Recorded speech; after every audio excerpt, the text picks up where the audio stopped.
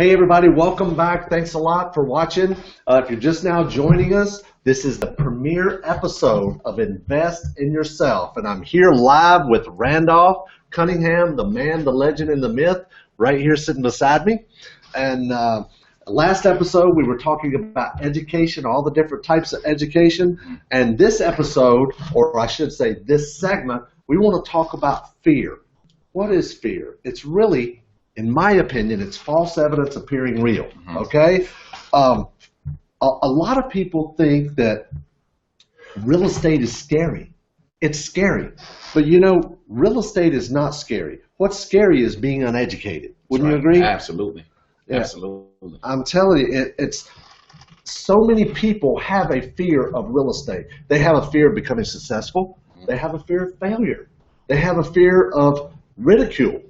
A fear of success. Some people can't handle the success. They can't handle it. They don't know what to do with it. And I got to tell you, it all starts right here in your mind. And Randolph is the best I know at changing people's perspective, their whole, what's that word I'm looking for? Paradigm. That's right. I mean, a lot of what you do in helping students, it's not just real estate, it's personal development. Wouldn't you agree? Absolutely. And you said it, it all starts here. And, you know, all of us come from different backgrounds. I mean, for me, and I think about my own personal life, my family, I never saw success in business. I never saw what that looked like.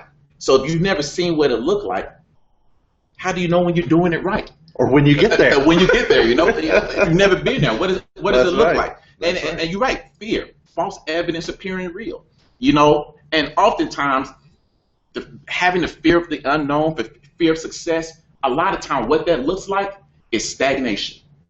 You know, fear is paralyzing. Sometimes when you see something, say, hey, I'm not familiar with that, it causes you to do nothing. Now, how many of us have experienced that? I know I have, and I'll be the first to admit it. Going down new paths, even when I got started in real estate. You know, there are certain aspects that I didn't know and that I wasn't clear on. And you know what? I did nothing.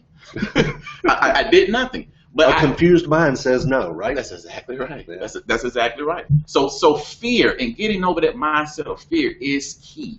And you're right, that is part of what I have to do with a lot of our students. Is not just teach them what to do, but what kind of mentality they need to get it done. Because it starts here. You're not doing anything before it starts here.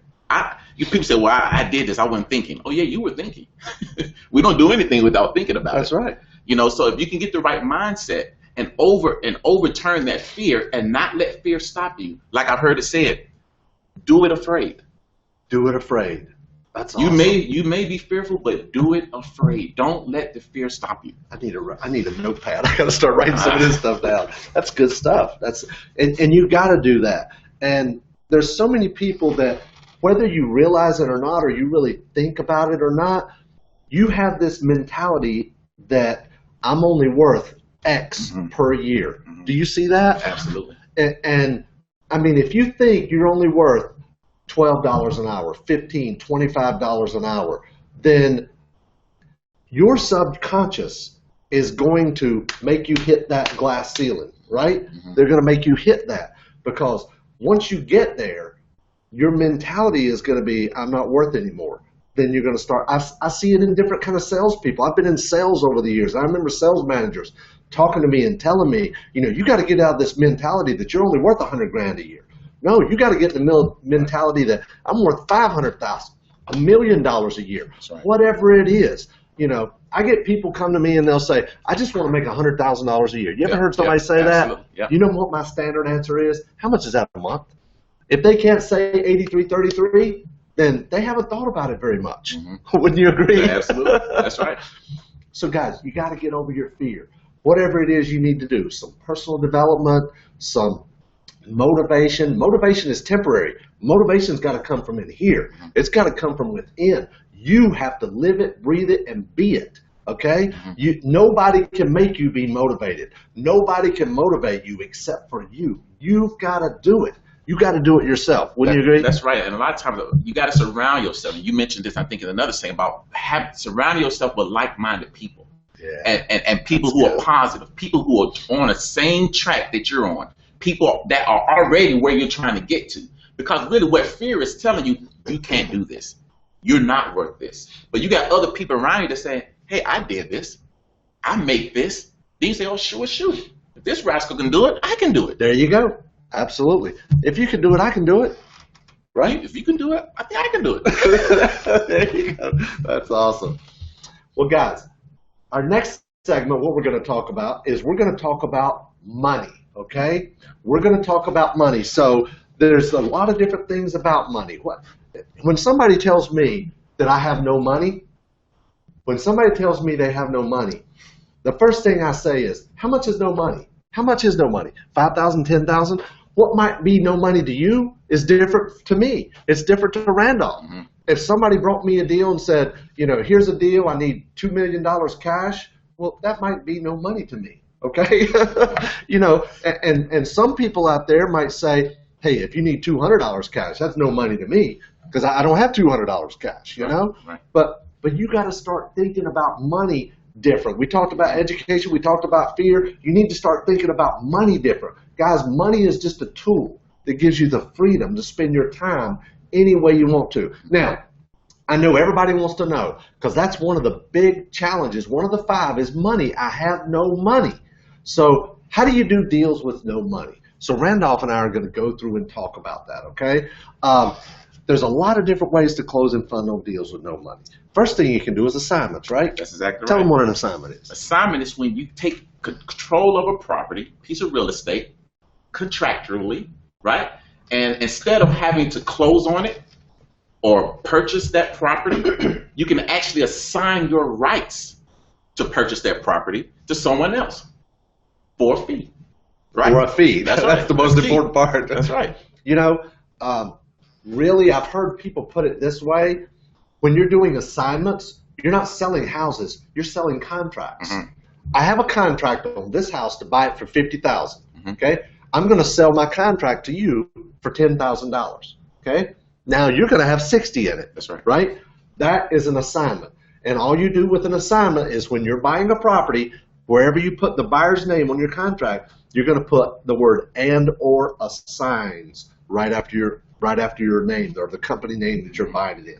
Right. It's literally as simple as that. Now, I will tell you this. It's very difficult to assign a bank-owned property, a MLS-listed property, where you're primarily going to use assignments is you're going to use them with for sale by owner, unadvertised properties you get off of bandit signs, Craigslist, that sort of thing, right? That's correct. Yeah, because you can't assign HUD houses or anything like that, okay?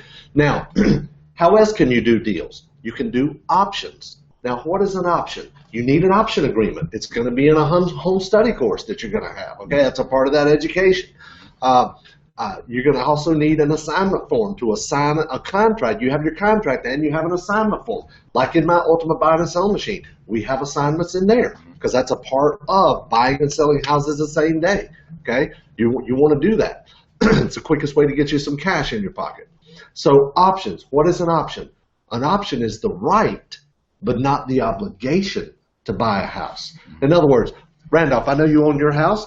You could give me, okay? He could give me an option to buy his house for $300,000 for the next 90 days. Mm-hmm. I could give him $10 option consideration, okay? Right. There has to be option consideration. As long as there's some option consideration, it's a valid agreement, okay? Right. So I give you $10, you give me the option to buy your property for $300,000. Now, say I find somebody willing to pay me $350,000 for your house, okay? What I do is I'm going to assign my option, okay, to someone else. I'll have that agreement as well. And now I exercise my option to buy his house. We're going to go to a closing, and I get my $50,000 because I basically assigned the option to someone else at the closing table. Mm-hmm.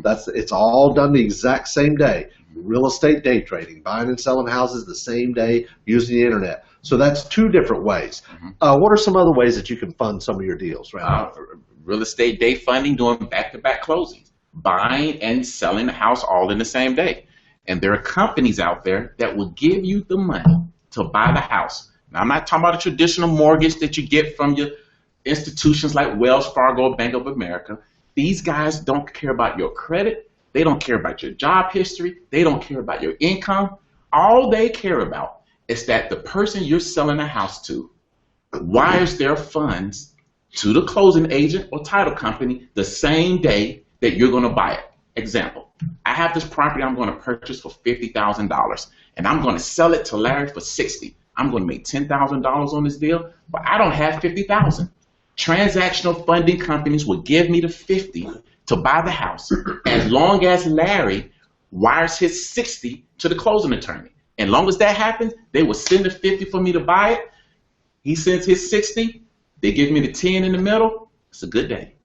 But again, I didn't need any money for that. So that's another way. We do those all the time. All the time. Actually, we remember our closing attorney called us up and said, hey, you guys need to make sure that you guys are doing these deals at making sure your buyer is sending the funds 24 to 48 hours prior to closing.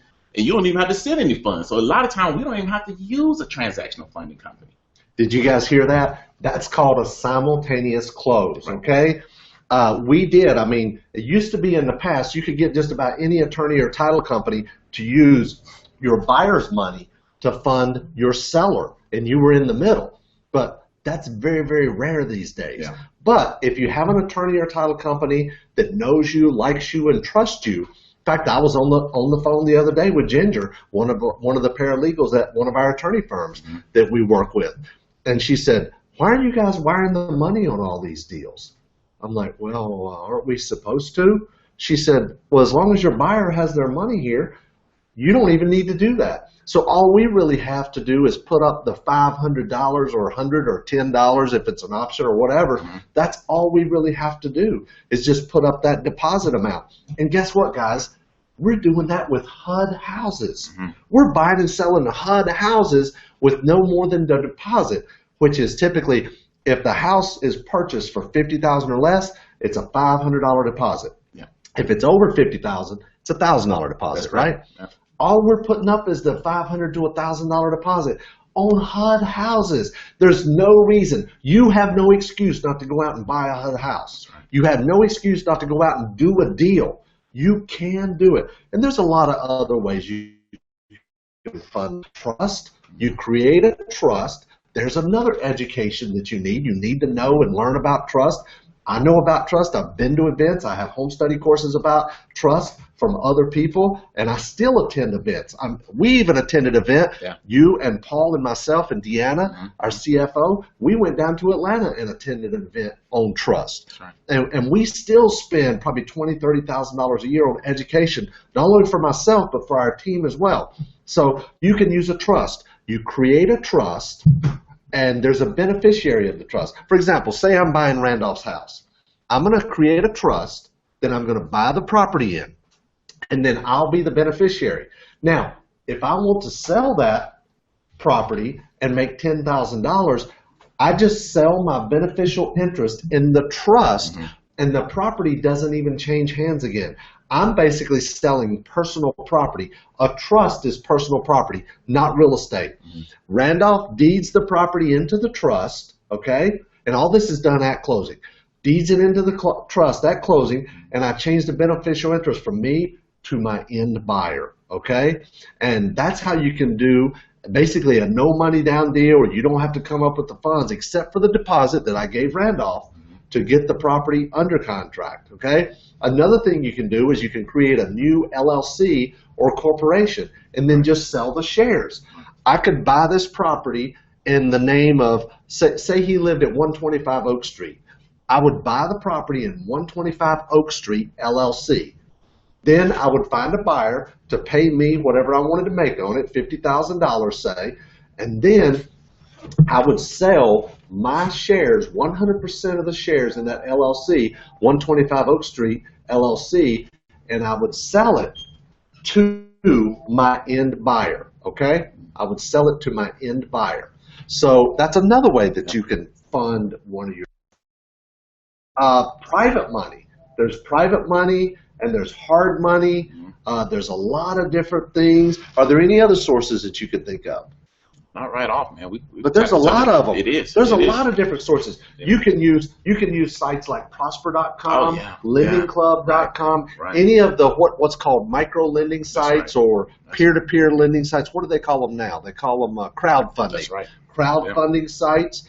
There's a lot of different ones out there. Fundanything.com. I saw that one. I was looking around last night. I'm always doing research myself. Mm-hmm. So, guys, there's just a lot of different ways you can close and fund on the deal, and there's no reason at all no matter what your situation is, that you can't get out there and start doing a deal. That's right. So that's it for no money. Now you have no excuse. So we're going to take a quick break, and we'll be right back with Paul talking about systems. You can get a real estate education for just pennies a day.